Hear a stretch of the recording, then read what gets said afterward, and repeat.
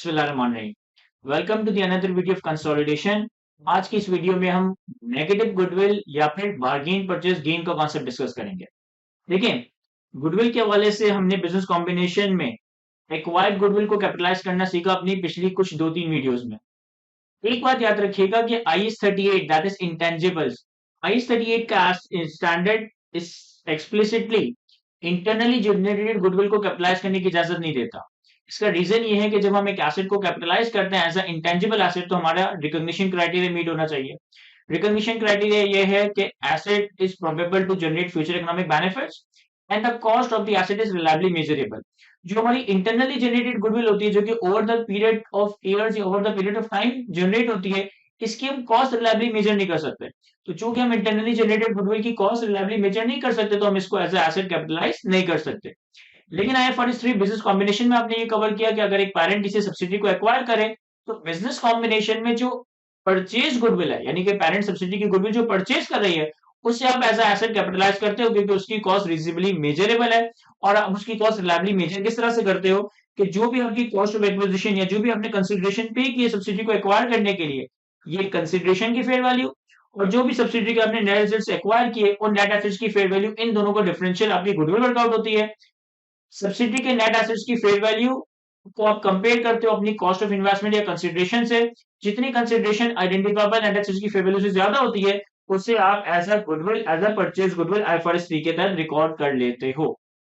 Rare circumstances में ऐसा हो सकता है कि आपने सब्सिडी को एक्वायर करने के लिए जो कंसिडरेशन पे की, यानी कि जो आपकी कॉस्ट ऑफ इन्वेस्टमेंट है, ये नंबर सब्सिडी के नेट एसेट्स की फेयर वैल्यू के नंबर से कम आ रहा हो। यानी कि आपने सब्सिडी को एक्वायर करने के लिए पे कम किया हो और सब्सिडी के नेट एसेट्स की फेयर वैल्यू आपके पास ज्यादा आ रही हो। तो इस केस में जो इन दोनों का डिफरेंशियल आ रहा होगा, ये नंबर आपका नेगेटिव आ रहा होगा। इस नेगेटिव को नेगेटिव गुडविल या फिर IFRS 3 इसको नाम देता है बार्गेन परचेज गेन। अगर फेयर वैल्यू ऑफ कंसिडरेशन या कॉस्ट ऑफ इन्वेस्टमेंट सब्सिडी के net assets fair value acquired से कम है, तो अब जो डिफरेंशियल आएगा वो पॉजिटिव नहीं, वो नेगेटिव आ रहा होगा। इस नेगेटिव गुडविल को हम बार्गेन परचेज गेन का नाम दे रहे होंगे। अब सवाल ये क्रिएट होता है कि इस बार्गेन परचेज गेन का हम करेंगे क्या।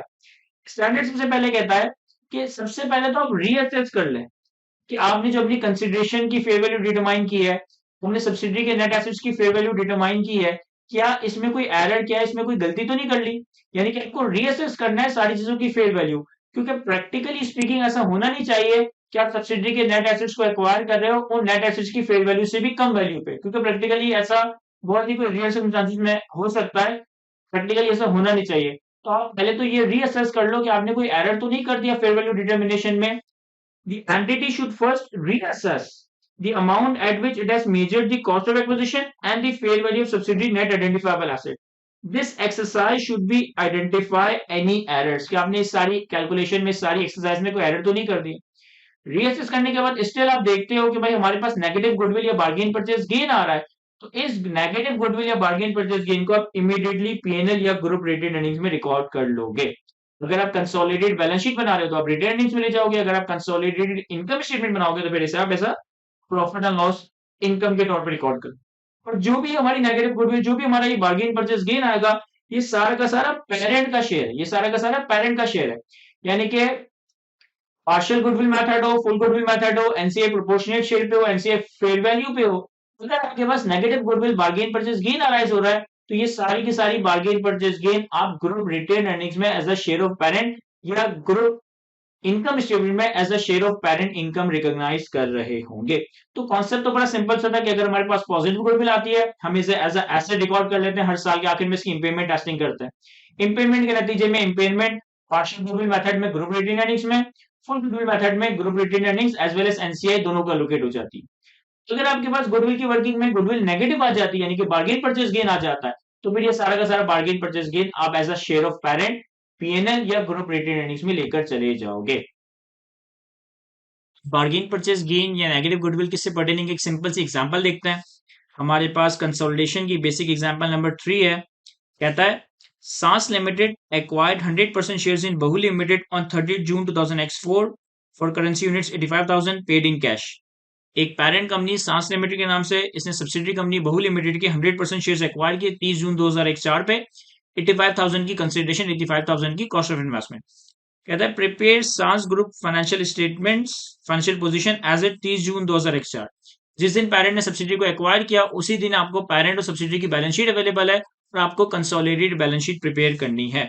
अगर हम बैलेंस शीट भी देखें तो हमारे पास statement of financial position 30 June 2004 पे अवेलेबल है। बैलेंस शीट में हमारे पास property plant and equipment, investments in Bahu limited 80,000 shares 85,000 की कॉस्ट आ रही है, जो कि ऊपर भी हमें बताया गया था। डेफर्ड टैक्स एसेट आ रहा है। करंट एसेट्स में inventories, trade and other receivable में बहु लिमिटेड से 8,000 रुपए का रिसीवेबल आ रहा है। Other receivable cash and cash equivalents. Equity and liabilities में शेयर कैपिटल आ रहा है, पेरेंट का 2 लाख, सब्सिडी का 80,000। रिटेन अर्निंग्स आ रही है 30 जून 2004 पे सांस पेरेंट लिमिटेड की 62,000, सब्सिडी की 12,000। लाइबिलिटीज आ रही हैं सांस लिमिटेड की। लाइबिलिटीज में ट्रेड पेबल में बहु लिमिटेड के पास पेरेंट लिमिटेड सांस लिमिटेड की तरफ एक पेबल आ रहा है 8,000 रुपए का, और ये 8,000 रुपए के रिसीवेबल बैलेंस से रिकनसाइल भी कर रहा है। इसके अलावा कुछ अदर पेबल्स है और loan repayable with in 12 month से, तो टोटल लाइबिलिटीज एंड इक्विटीज आ गई है। तो ये हमारे पास सिंपल सी बैलेंस शीट अवेलेबल है पेरेंट कंपनी और सब्सिडी कंपनी की। सॉल्व करते हैं इसे। सॉल्व करने के लिए हम सबसे पहले ये करते हैं कि हम जो हमारी सब्सिडी कंपनी है दैट इज बहु लिमिटेड,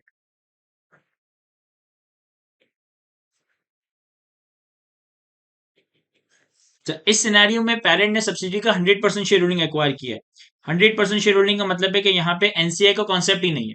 जब एनसीआई का कॉन्सेप्ट ही नहीं है तो एनसीआई को फुल फेयर वैल्यू या प्रोपोर्शनेट शेयर पे कैरी करने का सवाल ही क्रिएट नहीं होता। पेरेंट ने सब्सिडी का 100% शेयर होल्डिंग एक्वायर किया है। हमने करना क्या है कि हम एक वर्किंग बनाते हैं that is changes in net assets.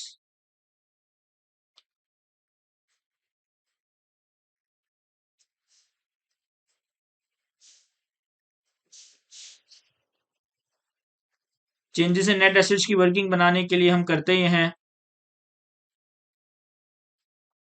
कि हम net assets at acquisition, net assets at reporting work out करते हैं।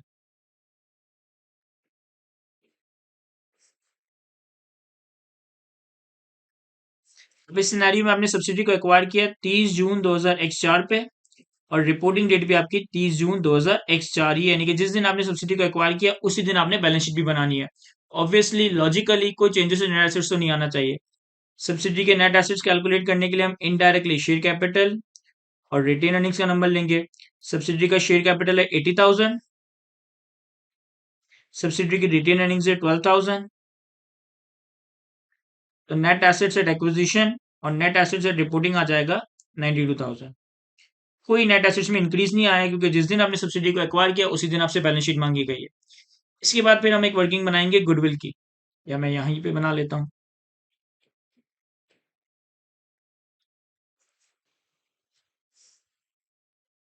अब गुडविल की वर्किंग के लिए हमें चाहिए कॉस्ट ऑफ इन्वेस्टमेंट। हमने सवाल में देखा था कि पेरेंट ने सब्सिडी का 100% शेयर एक्वायर करने के लिए जो कॉस्ट ऑफ इन्वेस्टमेंट इनकर किया दैट इज 85,000। इस 85,000 से लेस करेंगे fair value of net assets acquired. Fair value of net asset acquired हमारे पास है 92,000।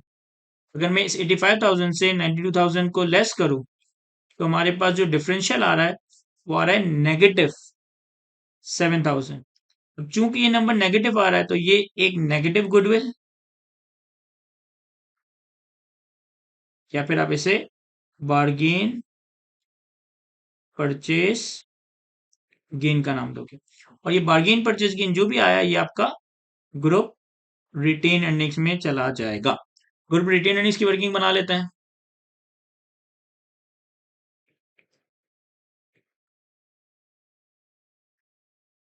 ग्रुप रिजर्व्स,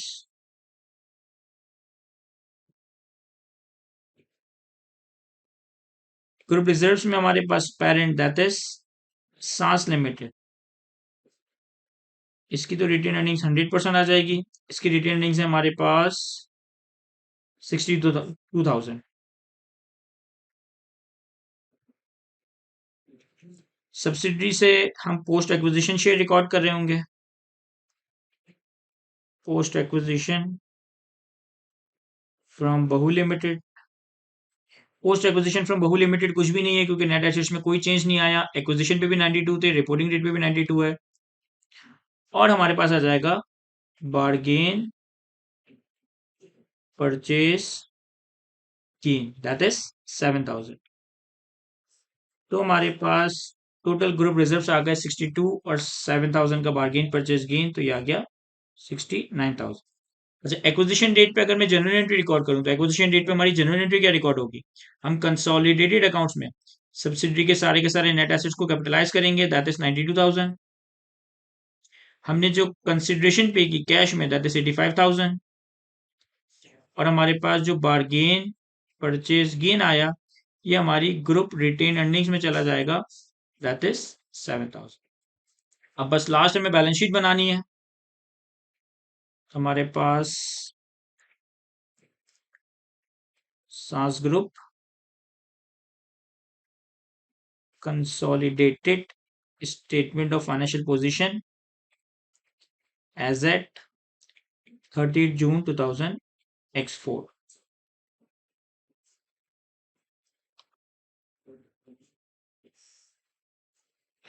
हमारे पास इक्विटी, लायबिलिटीज, एसेट्स, एसेट्स में नॉन करंट एसेट्स और करंट एसेट्स। देखिए, इक्विटी में सिर्फ पेरेंट का शेयर कैपिटल आएगा। पेरेंट का शेयर कैपिटल कितना था हमारे पास? 2 लाख रुपए।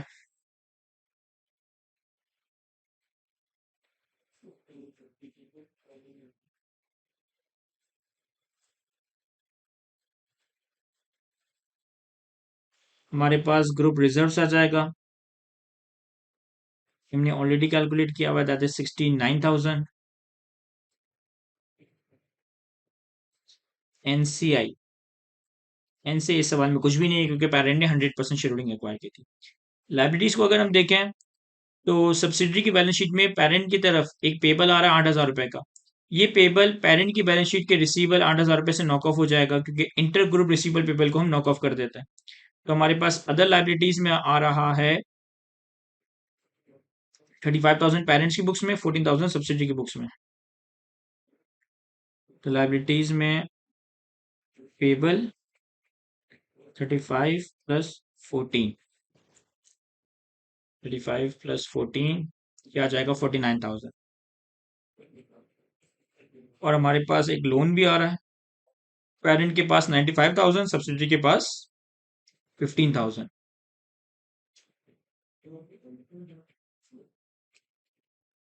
ये आ गया 110। हमारी टोटल लाइबिलिटीज आ जाएगी 49 प्लस 110, 159,000।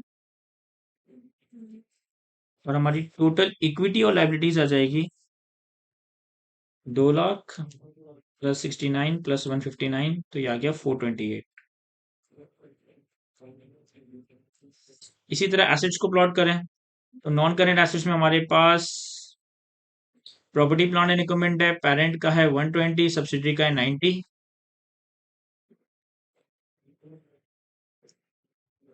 अब नॉन करंट एसेट्स में गुडविल के नाम से कोई एसेट नहीं आएगा क्योंकि यहाँ पे बार्गेन परचेज गेन था। प्रॉपर्टी प्लांट एंड इक्विपमेंट आ जाएगा, कितना था? 120 और 90, तो ये आ गया 2,10,000 रुपए। और कोई चीज नॉन करंट एसेट्स में, और पेरेंट के पास एक डेफर्ड टैक्स एसेट था 4,000 रुपए का।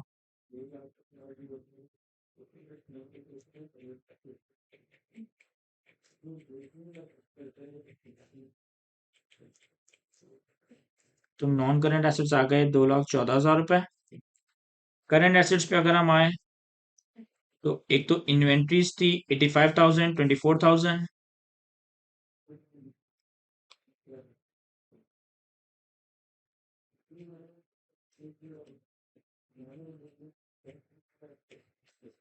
एटी फाइव और 24, ये आ गया 1,09,000। ट्रेड रिसीवल था 8,000 का रिसीवल फ्रॉम दी बहु लिमिटेड, ये तो हमने नॉक ऑफ कर दिया था। अदर रिसीवल से हमारे पास 45,000 और 10,000।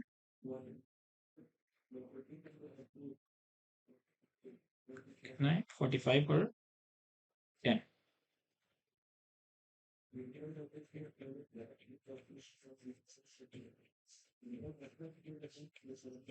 तो ये आ गया 55,000।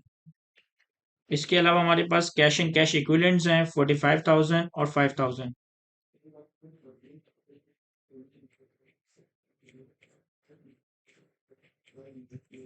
तो ये आ जाएगा 50,000। टोटल करंट एसेट्स आ गए हमारे पास 109 प्लस 55 प्लस 50 214,000। और करंट और नॉन करंट एसेट्स का अगर हम टोटल करें 214 प्लस 214 ये आ गया 428। ये आ गया मेरे पास टोटल एसेट्स और ये आ गया हमारे पास इक्विटी एंड लायबिलिटीज जो कि हमारा रिकंसाइल कर रहा है। तो यहाँ तक हमारा सिंपल सा कॉन्सेप्ट कंप्लीट होता है। आई होप कि मैं आपको ये बार्गेन परचेज गेन का कॉन्सेप्ट अच्छे से एक्सप्लेन कर सका हूँ। आज की इस वीडियो को यहीं तक रखता है। Thank you. Allah Hafiz.